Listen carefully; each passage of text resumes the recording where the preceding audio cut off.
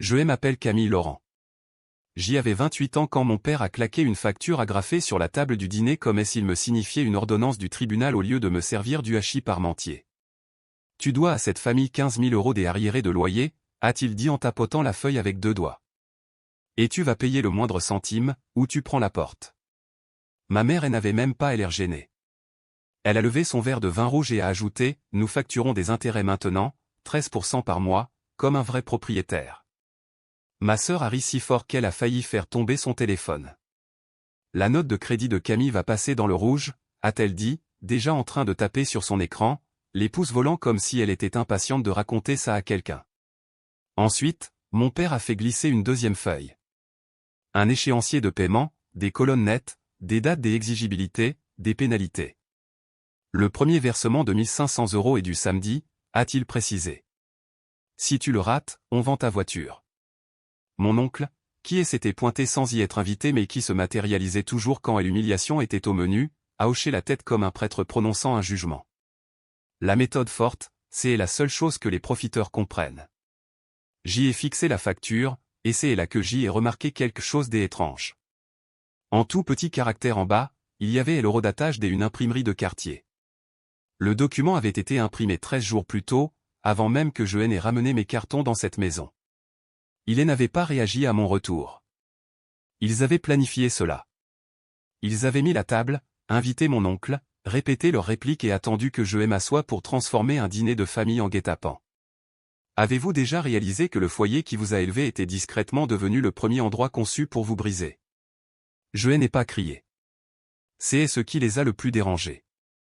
J'y ai simplement posé ma fourchette, plié la facture en deux, et regardé autour de la table assez longtemps pour mémoriser chaque visage. Mon père avait l'air fier de lui, comme s'il avait enfin trouvé un moyen de mettre un prix sur l'obéissance. Ma mère arborait cette expression froide qu'elle utilisait toujours quand elle voulait que la cruauté paraisse pragmatique. Ma sœur avait son téléphone orienté vers moi, faisant semblant de vérifier ses messages tout en filmant secrètement ma réaction. Et mon oncle était assis là, hochant la tête, suffisant et moralisateur, le même homme qui avait emprunté de l'argent à 3 membres de la famille sans jamais rembourser personne. « Tu as fait un tableau Excel pour ta propre fille ?» ai-je demandé. « Non » a répondu mon père. « J'y ai fait un tableau pour une adulte qui pense pouvoir aller et venir dans cette maison à sa guise dès que la vie devient difficile. » J'y ai baissé les yeux sur la page. Loyer, charges, indemnité de dérangement, pénalité de retard, majoration pour préjudice moral. Il avait littéralement inventé des frais justes pour que le chiffre atteigne les 15 000 €. Préjudice moral, ai-je répété. Ma mère s'est penchée en avant. Sais-tu le stress que tu as causé à cette famille au fil des années? Chloé a ricané. Franchement, elle devrait être reconnaissante que papa ne lui facture pas au mois. Puis elle a posté quelque chose dans sa story privée et a incliné l'écran juste assez pour que je puisse lire la légende, la parasite est de retour à la maison, MDR. Ça aurait dû faire moins mal que ça ne l'a fait. Mais il y a quelque chose de particulièrement pourri à regarder sa propre sœur transformer votre pire moment en mépris. Je me suis levé et j'y ai pris la facture avec moi. Assieds-toi, a aboyé mon père. On n'a pas fini. Non, ai-je dit, c'est vous qui avez fini. À l'étage, je suis allé dans la chambre qui était la mienne. La plupart de mes vieilles affaires n'étaient plus là. L'étagère que j'y avais construite au lycée avait été retirée. La photo encadrée de mon trophée de débat avait disparu. Et sur le portrait de famille accroché près du couloir, quelqu'un avait dessiné une croix rouge sur mon visage avec un marqueur effaçable. Pas permanent, mais délibéré. La cruauté temporaire reste de la cruauté. J'y ai fixé cette photo et j'y ai été frappé par un souvenir si fort qu'il m'a presque coupé les jambes. Quand j'y avais 16 ans, l'entreprise de maçonnerie de mon père s'était presque effondrée après qu'il ait sous-évalué 2 chantiers et qu'il ait été poursuivi en justice à cause de matériaux défectueux d'un fournisseur. Mes parents étaient à 3 semaines de ne plus pouvoir payer le prêt immobilier. J'y avais vendu mon ordinateur portable, celui dont j'y avais besoin pour le lycée, ainsi que l'appareil photo pour lequel j'y avais économisé pendant 2 étés. J'y avais dit à mes amis qu'on me l'avait volé. J'y avais remis l'argent à ma mère sur le parking du supermarché pour que papa ne se sente pas rabaissé dans sa fierté des hommes. Des années plus tard, à chaque fois qu'ils parlaient de sacrifice, ils en parlaient comme si seuls les parents savaient saigner pour une famille. Ils n'ont jamais mentionné une seule fois l'enfant qui avait sacrifié ses outils et avenirs pour que l'électricité reste allumée. Et maintenant, ces mêmes personnes me facturaient 13% des intérêts mensuels comme si j'y étais une étrangère bonne à rien. Quand je suis redescendu avec mon sac de sport, mon père a bloqué la porte des entrées. « Où crois-tu aller » a-t-il demandé. « Dehors, ai-je dit, jusqu'à ce que vous décidiez si vous voulez une fille ou une locataire. » Ma mère a croisé les bras. « Si tu pars ce soir, ne t'attends pas à revenir et à faire comme si de rien n'était. » Ça m'a presque fait rire. Faire comme si? Ils avaient imprimé mon humiliation près de 2 semaines à l'avance. C'était eux qui faisaient semblant. Ma sœur s'est appuyée contre le mur et a dit, « Tu fais un drame. Tout le monde paie un loyer. Alors toi des abords, ai-je rétorqué. Son sourire a disparu. Quoi? Tu m'as entendu. Montre-moi tes factures. Elle a regardé nos parents. Et dans cette petite lueur de panique, j'y ai tout compris. Ce n'était pas une question d'équité. C'était à propos de moi, seulement de moi. C'est à ce moment-là que la dernière once de douceur a quitté ma poitrine. Quand vos parents vous transforment en cliente payante tout en protégeant l'enfant qui se moque de vous, restez-vous silencieuse pour maintenir la paix, ou apprenez-vous enfin qu'une paix construite sur l'humiliation n'est pas du tout la paix? Je suis sorti sans dire un mot de plus. J'y ai dormi dans ma voiture la première nuit sur le parking d'un centre commercial, puis j'y ai pris une semaine dans un appart-hôtel en utilisant les points de fidélité que j'y avais économisés pour des vacances que je n'ai jamais prises. Dès le matin, je les avais tous bloqués, sauf pour les appels des urgences. L'après-midi, j'y avais aussi fait autre chose. J'y ai appelé Inès Dupont, ma plus vieille amie, et la seule personne qui connaissait la version de moi qui existait avant que ma famille ne commence à réécrire l'histoire de qui j'y étais. Inès m'a rejointe après le travail dans une brasserie de nuit près de l'autoroute A6. Le genre des endroits avec des menus collants, du café brûlé et l'intimité de gens trop fatigués pour écouter aux portes. Je lui ai tout raconté, de la facture à l'horodatage en passant par le petit coup d'éclat de Chloé sur les réseaux sociaux. Elle ne m'a pas interrompu. Elle a juste écouté, plissant les yeux comme elle le faisait toujours quand elle savait que je minimisais à quel point j'y avais été blessé. Ils n'ont pas juste pété un câble, a-t-elle dit quand j'y ai fini. Ils ont mis ça en scène. Je sais. Et ils ont choisi le montant avant même que tu n'arrives. Je sais. Elle s'est adossée à sa chaise. Alors arrête de traiter ça comme un malentendu familial. C'est un jeu de pouvoir prémédité. Cette phrase a frappé fort parce qu'elle était vraie. Je leur accordais encore le langage de la douleur alors que ce qu'ils avaient réellement utilisé, c'était de la stratégie. Inès travaillait à la conformité réglementaire pour une grande banque régionale, et contrairement à moi, elle n'adoucissait jamais les faits brutaux. « Tu veux mon avis honnête » a-t-elle demandé. « Oui. Ne discute pas de sentiments avec des gens qui ne respectent que les rapports de force. » Elle a fait glisser une serviette en papier vers moi et a tapoté le stylo entre nous. « Commence par écrire chaque mensonge. » Alors, je l'ai fait. L'ordinateur portable que j'y avais vendu à 16 ans. La vie sans loyer dont Chloé profitait tout en me traitant de paresseuse. L'argent que j'y avais envoyé 4 ans plus tôt, après qu'une prime exceptionnelle suite à une saison de grêle à mon travail m'ait rapporté un gros bonus, dont j'y avais utilisé la majeure partie pour les aider à payer leurs arriérés de taxes foncières. Le mensonge que mes parents avaient raconté à tout le monde selon lequel papa s'en était occupé tout seul. Le remplacement en urgence de la chaudière que j'y avais mis sur ma propre carte bancaire un hiver parce que maman m'avait appelé en pleurs en jurant qu'il me rembourserait. Ils ne l'ont jamais fait. Je n'avais pas été le fardeau dans cette maison. J'y avais été le réservoir de secours invisible qu'ils vidaient à chaque fois que leur fierté était sur le point d'être à sec. Inès m'a regardé écrire pendant 10 minutes, puis a demandé, « Combien te doivent-ils réellement ?» J'y ai fait le total de ce que je pouvais prouver. Un peu plus de 18 000 €. Plus si je compte les intérêts. Elle a haussé un sourcil. Drôle de chiffre. J'y ai ri un coup, amèrement. Ouais. Elle s'est penchée vers moi. Alors, voilà ce que tu vas faire. Ne te précipite pas pour te défendre. Laisse-les croire que tu es blessé. Les gens qui aiment avoir le contrôle deviennent toujours imprudents quand ils pensent qu'ils ont déjà gagné. Je vais les regarder. Ça ressemble à de la vengeance. Non, a-t-elle répondu, ça ressemble à de la constitution de dossier.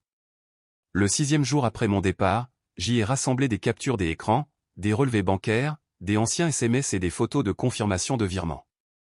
Une image comptait plus que les autres. Une capture des écrans d'il y a 4 ans montrant un virement de 8 400 € à ma mère avec le motif « taxe foncière ». Payé aujourd'hui. En pièce jointe, sa réponse « Nous n'oublierons jamais ça.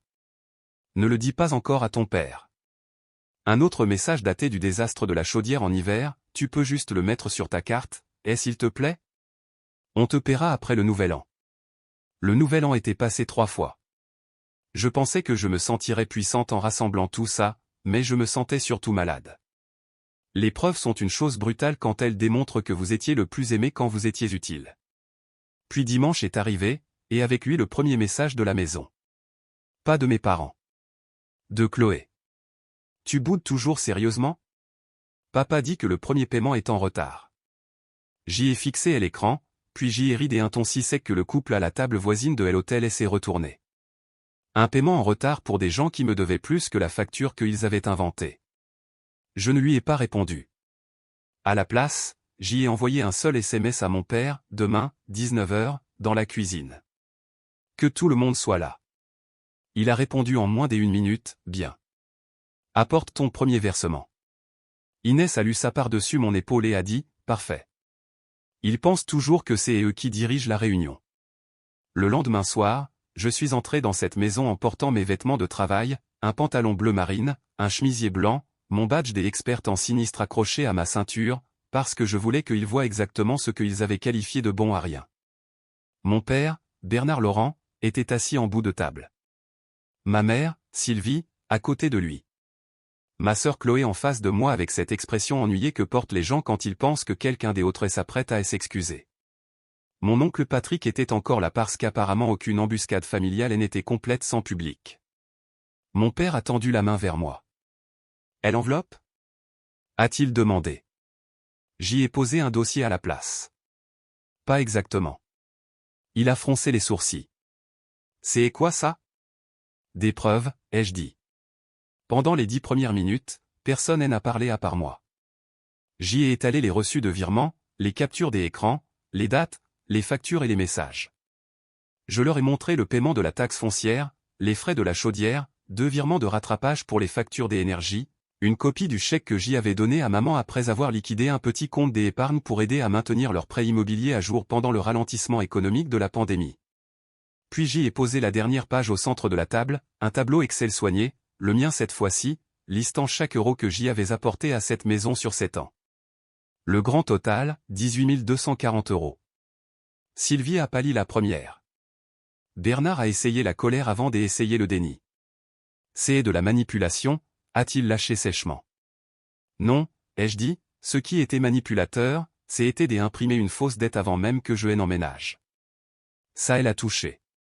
Ses yeux se sont baissés vers le coin de sa propre facture où l'eurodatage de l'imprimerie trônait toujours comme des aveux. Chloé a arrêté de sourire. L'oncle Patrick s'est raclé la gorge et a soudain trouvé la salière fascinante. « Vous voulez un loyer ?» ai-je demandé. « Très bien, parlons chiffres. Mais avant de percevoir un seul euro de ma part, je veux une déclaration signée reconnaissant que j'y ai à plusieurs reprises sauvé ce foyer financièrement tout en étant publiquement traité comme un fardeau. » Sylvie a enfin retrouvé sa voix. « Tu ne peux pas forcer tes parents à signer une chose pareille. »« Non, ai-je dit calmement. Mais je peux forcer la réalité à entrer dans la pièce. » J'y ai fait glisser 2 copies dactylographiées sur la table. Inès m'avait aidé à les rédiger. Rien de dramatique, juste des faits, des dates, des montants, la reconnaissance des aides financières antérieures, la reconnaissance que la demande de loyer de 15 000 € n'avait aucune base locative et aucun accord écrit préalable. Mon père a ri, mais ça sonnait faux. « Tu crois que tu vas nous intimider avec de la paperasse ? » Non, ai-je dit, je crois que j'y en ai fini d'être la seule dans cette famille de qui on attend qu'elle avale l'humiliation en silence. Chloé a marmonné, c'est complètement dingue. Je me suis tourné vers elle. Tu as posté un truc sur moi, non ? Sa mâchoire s'est crispée. Alors, vas-y. Poste ça aussi. Le silence est tombé sur la table comme une chape de plomb. Avez-vous déjà sauvé des gens qui ont ensuite essayé de vous facturer votre amour comme si c'était une dette ? Parce que si c'est le cas, alors vous savez déjà que la partie la plus laide n'est pas l'argent, c'est le sentiment de droit absolu. Après une longue minute, ma mère a signé en premier. La honte rend certaines personnes plus dociles. Dans son cas, ça elle a juste rendu tremblante. Mon père a signé parce qu'il pensait que signer mettrait fin à l'humiliation plus vite. Ce ne fut pas le cas. J'y ai pris les pages, je les ai remises dans mon dossier et je me suis levé. L'oncle Patrick a posé la question qu'aucun des eux ne voulait prononcer à voix haute. Et alors, on fait quoi maintenant? J'y ai regardé les quatre et j'y ai répondu honnêtement. Maintenant, vous vivez avec ce que vous avez essayé de faire. J'y étais à mi-chemin de la porte quand mon père a dit, « Tu vas vraiment partir pour de la paperasse ?» Je me suis arrêté. Non, je pars parce que ma famille a confondu l'accès à moi avec un droit de propriété. Je les ai laissés sur ces mots. Si l'histoire s'était arrêtée là, elle aurait été suffisamment douloureuse. Mais ça ne s'est pas arrêté là, car exactement une semaine après la nuit où mon père a exigé 15 000 € de faux loyer, mon téléphone a explosé à 1h30 du matin. Le premier appel venait de Chloé. Je l'ai ignoré. Puis il y en a eu 3 autres. Puis un message vocal. Puis un SMS, « Meuf, maman a trouvé un truc dans le courrier et elle hurle, s'il te plaît réponds. » 12 minutes plus tard, mon oncle Patrick a envoyé un SMS à son tour, « Tes parents sont chez moi en train de pleurer. S'il te plaît, appelle-les. » Je me suis assise dans le lit de l'appart hôtel, le cœur battant à tout rompre. Pendant une seconde de folie, j'y ai cru que quelqu'un était mort. J'y ai rappelé Chloé. Elle a répondu à la première sonnerie, essoufflée et paniquée. « T'es où ?» a-t-elle demandé. « Qu'est-ce qui s'est passé ?» Maman a ouvert une lettre recommandée par erreur. Enfin, pas par erreur, peu importe. Il y a un avis de mise en demeure finale et un truc des impôts, et papa pète un câble.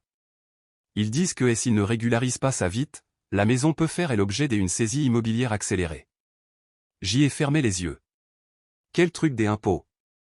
Je n'en sais rien, a-t-elle craqué. Tu peux juste venir? J'y ai conduit jusqu'à chez l'oncle Patrick parce que c'est là qu'ils étaient tous, apparemment trop ébranlés pour rester assis dans leur propre salon.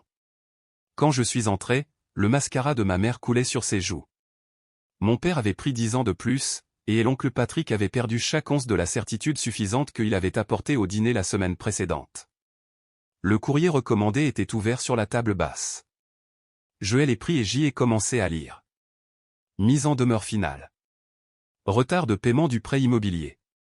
Non-respect de l'accord des aménagements pour difficultés financières. Avis du Trésor public lié à une régularisation de prélèvements non honorés. J'y ai senti mon estomac se glacer, non pas parce que j'y avais pitié des mais parce que j'y ai instantanément compris ce qui s'était passé. Pendant toute leur grande tirade sur le fait de prendre la responsabilité, ils avaient caché un effondrement financier qui était déjà en cours, et ils avaient quand même essayé de me soutirer 15 plaques. Mon père s'est levé quand j'y ai fini de lire. « On a besoin de ton aide », a-t-il dit, les mots sonnant comme s'ils contenaient du verre brisé. Je l'ai regardé pendant une longue seconde. « Tu veux dire la parasite? La bonne à rien? La fille à qui tu prévoyais de facturer un loyer rétroactif ?» Sylvie s'est mise à pleurer plus fort. « Camille, je t'en prie. » Mon oncle Patrick est intervenu, soudainement diplomate.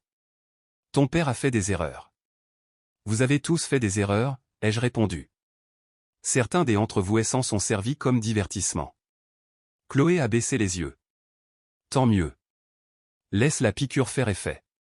Puis ma mère a dit quelque chose qui m'a presque fait rire devant tant de culot, on essayait de te pousser à être responsable parce qu'on savait que la situation était grave. Donc, vous me faisiez chanter pour me donner une leçon? Ai-je demandé. Personne n'a répondu. La pièce sentait le café froid et la panique.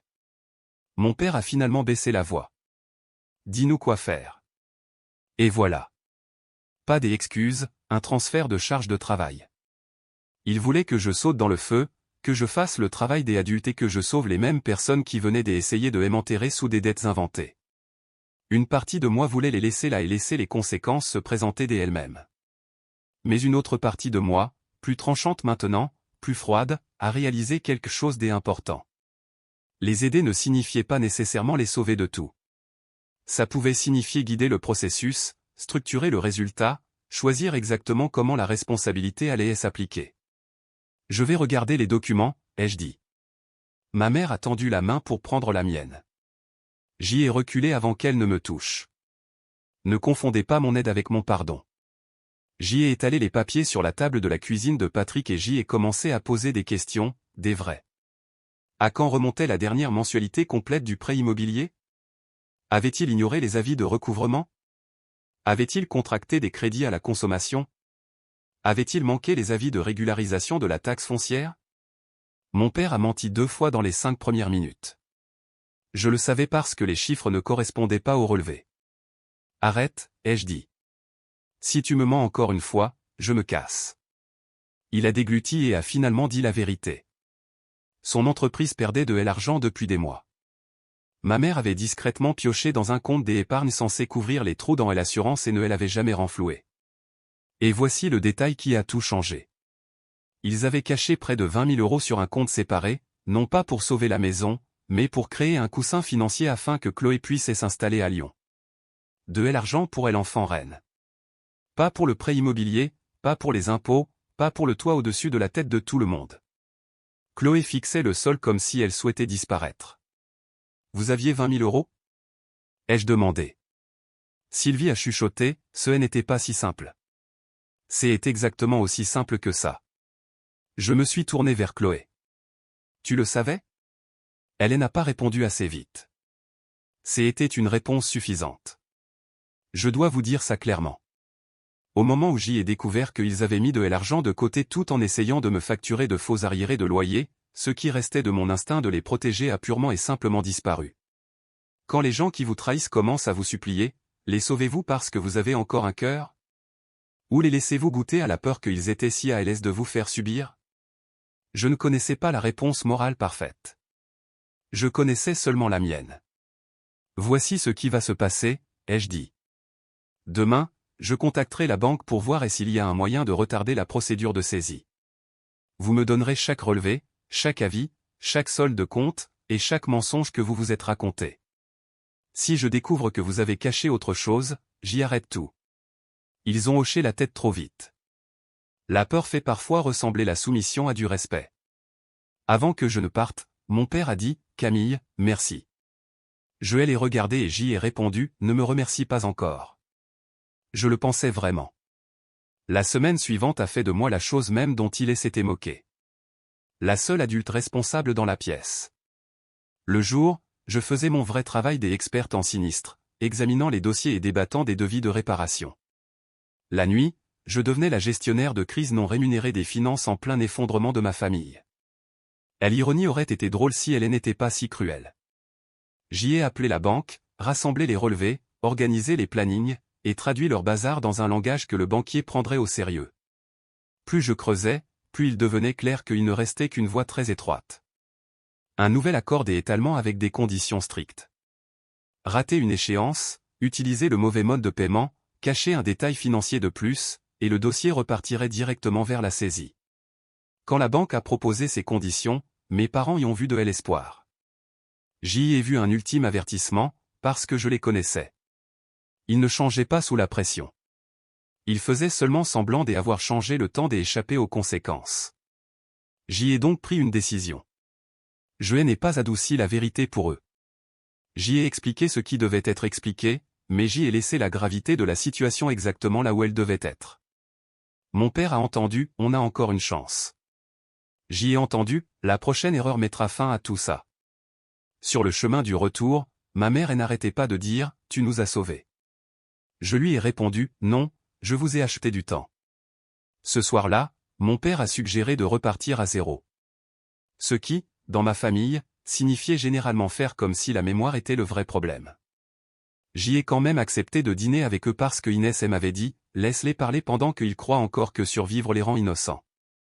Alors, j'y ai enregistré la conversation. Autour des un gratin et des un thé glacé, ils ont commencé à réécrire l'histoire en temps réel. Ma mère a dit que le stress les avait rendus durs. Mon père a dit que tout le monde avait dit des choses qu'il ne pensait pas. Chloé a marmonné que tout avait pris des proportions démesurées. Je les ai laissés parler, puis j'y ai posé une question simple. L'un des d'entre vous croyait-il vraiment que je devais 15 000 € des arriérés de loyer? Silence. Puis finalement, mon père a admis, non. J'y ai continué. Avait-il préparé la facture avant mon retour? Oui. Le but était-il de me forcer à couvrir leurs problèmes financiers? En partie. Chloé payait-elle un loyer? Non. Savait-il tous qu'il y avait de l'argent caché pendant qu'il m'en réclamait? Oui. Les entendre et l'admettre ne m'a pas guéri. Ça m'a éclairé. Il y a une différence. Le lendemain matin, j'y ai envoyé l'audio à Inès et elle a répondu par une seule phrase, garde chaque preuve. Pendant ce temps, ma famille agissait comme si elle était transformée. Ma mère a soudainement recommencé à m'appeler ma chérie. Mon père a proposé de m'aider avec ma voiture. Chloé a posté une photo de tasse de café avec la légende saison de la guérison, ce qui m'a presque fait rire. Ce n'était pas de la guérison, c'était une opération de communication. Une semaine plus tard, la première échéance du nouvel accord est arrivée. Je l'ai rappelé à mon père 2 fois. Il m'a repoussé les 2 fois et s'est offusqué que je vérifie. Ensuite, il a envoyé un chèque personnel au lieu du chèque de banque certifié qu'exigeait l'établissement de crédit. Pire encore, il l'a envoyé en retard parce qu'il attendait que de l'argent soit crédité sur son compte. Quand j'y ai vu le récépissé, quelque chose en moi s'est figé. Je n'avais pas créé le piège. J'y avais simplement arrêté de les tirer pour qu'il allait vite. Au moment où la banque a signalé le paiement non conforme, le compte avait déjà déclenché une révision. Parce que le dossier était soumis à des conditions strictes, une révision signifiait le danger. Le vrai danger. Je n'ai rien dit ce jour-là. Je suis allé travailler, j'y ai géré mes dossiers des assurances et j'y ai attendu que le mail de la banque arrive l'après-midi. Défaut de paiement. Accord compromis. Résiliation possible en attente de notification officielle. Ce soir-là, ma famille a discuté pendant le dîner comme si rien de tout cela n'existait. Mon père s'est plaint du prix de l'essence. Ma mère a parlé de la paroisse. Chloé a posé des questions sur les appartements à Lyon. Il pensait toujours que ma compétence signifiait un sauvetage sans fin. Il croyait encore qu'avoir besoin de moi signifiait me posséder. Et c'est là que j'y ai su exactement comment ça allait se terminer. La vie est arrivée plus vite que je ne le pensais. 2 semaines plus tard, une lettre officielle est arrivée confirmant que les termes de l'accord n'avaient pas été respectés. À moins que le défaut ne soit corrigé immédiatement, et par des moyens que mes parents ne pouvaient plus assumer, la banque irait de l'avant avec la saisie. J'y ai lu la vie seule dans ma voiture avant d'entrer. Puis je suis resté assise là pendant 5 minutes en me posant une question honnête. Allais-je vraiment laisser ça arriver? La réponse était plus simple que je ne le voulais. Ce n'est pas moi qui laissais ça arriver. C'était eux. J'y en avais juste fini de me tenir entre eux et les conséquences. Quand je suis entré dans la maison, la panique flottait déjà dans l'air. Mon père faisait les 100 pas. Ma mère avait manifestement pleuré. Et Chloé se tenait les bras croisés, comme si se mettre sur la défensive pouvait faire office de stratégie. Dès que mon père m'a vu, il a explosé. Tu savais que c'était sérieux. Je t'avais dit que le paiement devait être fait. J'y ai répondu, tu m'as traité comme si je t'ai insulté quand je t'en ai parlé. Tu aurais dû me le rappeler encore, a-t-il crié. J'y ai ri avant de pouvoir me retenir. Donc la fille que vous avez essayé d'extorquer aurait dû materner son père encore plus fort? Ma mère est intervenue avec sa voix tremblante habituelle, mais je l'ai coupée. Chloé a frappé du poing sur le comptoir et a dit que tout avait empiré parce que j'y avais tout ramené à une question d'équité. Puis elle a dit que si j'y avais juste payé ce que papa demandait au début, rien de tout ça ne serait arrivé. C'est à ce moment-là que j'y ai su qu'elle n'avait absolument rien appris. Je les ai tous regardés et je l'ai dit clairement. Papa a caché la crise du prêt immobilier. Maman a aidé à rédiger une fausse facture de loyer. Chloé s'est moquée de moi et a posté des trucs sur moi. Oncle Patrick m'a traité de parasite. Et après que je les ai quand même aidés, on me tenait responsable de l'effondrement qu'ils avaient créé. Personne n'avait de réponse. Mon père a essayé la vieille rengaine, après tout ce qu'on a fait pour toi. Et je l'ai fait taire en sortant la reconnaissance de dette signée de tout ce que j'y avais payé pour aider ce foyer au fil des ans. Je lui ai dit que cette excuse était périmée. La pièce est devenue silencieuse après ça. Il a su alors, peut-être pour la première fois, que le chantage affectif ne fonctionnait plus. Pendant qu'il se disputait et pleurait, mon téléphone a vibré dans ma poche. C'était la banque confirmant que la procédure de saisie immobilière commencerait dans les 30 jours sans une régularisation immédiate par chèque de banque certifié. C'était la véritable échéance. Mais J était la seule à savoir à quel point le bord du précipice était proche. Quelques minutes plus tard, ma mère m'a regardé avec un espoir désespéré et a chuchoté, « Peux-tu arranger ça ?» J'y ai repensé à la fausse facture, aux économies cachées, à la croix rouge sur mon visage sur la photo de famille, et à la façon dont il appelait mon travail de l'amour que lorsqu'ils en avaient besoin. Puis je lui ai dit la vérité. Non, ai-je dit. Pas de la façon dont tu le penses. Ce soir-là, j'y ai déménagé le reste de mes affaires pour de bon. Avant de partir, je me suis arrêté dans le couloir et j'y ai regardé le portrait de famille une dernière fois. Quelqu'un avait essuyé le marqueur de mon visage. Trop tard. Certaines taches ne restent pas sur les photos. Elles restent dans les gens. 30 jours plus tard, je me tenais de l'autre côté de la rue et je regardais l'avis de l'huissier de justice être apposé sur la porte des entrées de la maison où j'y avais grandi. Dès où j'y étais, le papier semblait presque en apesanteur. Étrange de voir comment les conséquences qui détruisent une famille peuvent arriver sur une seule feuille. Un mois plus tôt, j'y aurais peut-être dit que je n'aurais jamais voulu que ça finisse comme ça. Mais à ce moment-là, j'y avais compris quelque chose de plus profond. Il ne s'agissait pas vraiment de ce qu'on voulait. Il s'agissait de cause à effet. Mes parents avaient passé des années à m'apprendre que les actes ont des conséquences. Ils n'avaient juste jamais imaginé que la leçon se retournerait contre eux. Une fois que la procédure de saisie est devenue définitive, les appels ont repris. Ma mère a pleuré. Mon père s'est mis en colère parce que la colère lui venait plus facilement que la honte. Chloé a paniqué parce que la peur avait fini par brûler son arrogance. J'y ai ignoré la première vague, puis j'y ai répondu à la deuxième. Ma mère m'a supplié de trouver un contact, une faille, et n'importe quoi. Je lui ai dit non. Mon père m'a accusé de les avoir laissés perdre la maison. Je lui ai dit qu'il l'avait perdue tout seul. J'y avais seulement arrêté de mentir sur qui était au volant pendant l'accident. 2 jours plus tard, Chloé a débarqué à mon bureau et a demandé à la réceptionniste de dire que c'était une urgence familiale. Je vais les rejoindre dans le parking souterrain. Elle a pleuré, a dit qu'elle savait qu'elle avait été horrible et m'a supplié de l'aider. Je lui ai dit qu'elle ne voulait pas assumer ses responsabilités. Elle voulait être sauvée sans en payer le prix. Puis, une semaine avant l'expulsion, j'y ai fait un dernier virement. 15 000 € exactement. Pas à mes parents, à Chloé. Motif du virement, loyer. Ce n'était pas de la gentillesse. C'était de la précision. Elle avait ri quand mon père m'avait réclamé un faux loyer, avait posté là-dessus, et avait traité la responsabilité comme une blague que quelqu'un d'autre devait payer. Maintenant, elle avait 15 000 € sur son propre compte et un choix, sauver la maison et se lier en permanence au désastre de nos parents, ou se sauver elle-même et prouver qu'elle n'avait rien appris. Elle a choisi de se sauver en moins de 2 jours. Je le sais parce qu'elle a signé un bail à Lyon 3 jours plus tard et est partie avant que les serrures ne soient changées. Quand ma mère a appris que l'argent était allé à Chloé plutôt que à eux, elle s'est mise à hurler exactement de la même façon que Chloé l'avait décrit dans ce SMS de 1h30 du matin des semaines plus tôt. Sauf que cette fois, je ne suis pas venu. L'oncle Patrick m'a appelé furieux et a dit que j'y avais piégé Chloé. Je lui ai dit que non. Je lui avais donné la même chance qu'ils attendaient de moi, et elle avait fait son choix.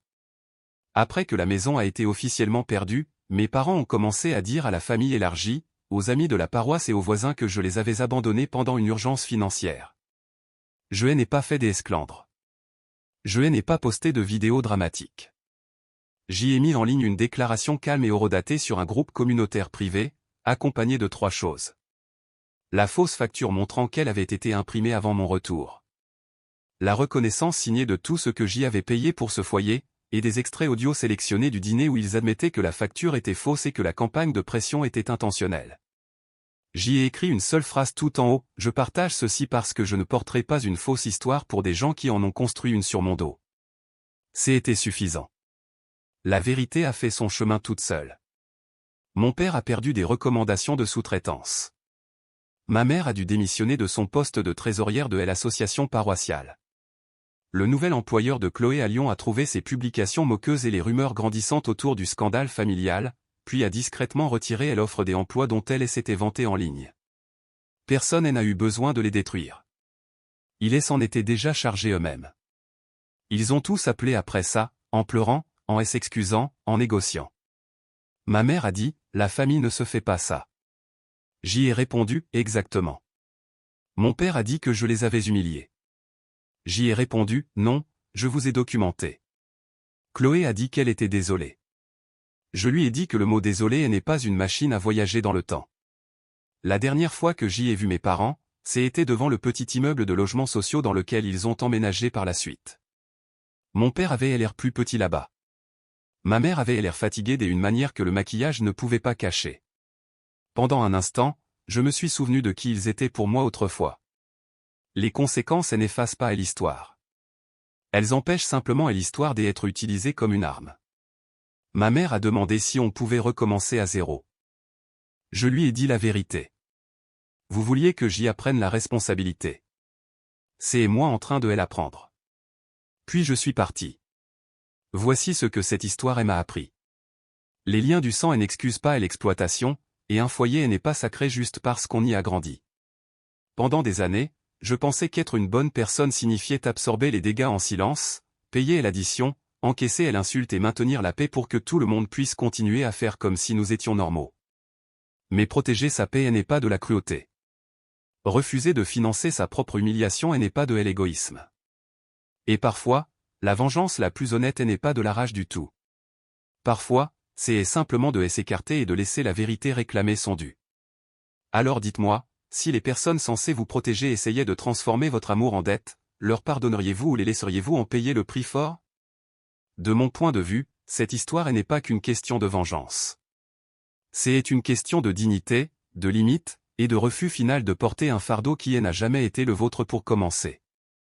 Ce qui la rend si puissante, c'est que le personnage principal ne s'est pas battu avec cruauté, mais avec la vérité, de la patience et du respect de soi.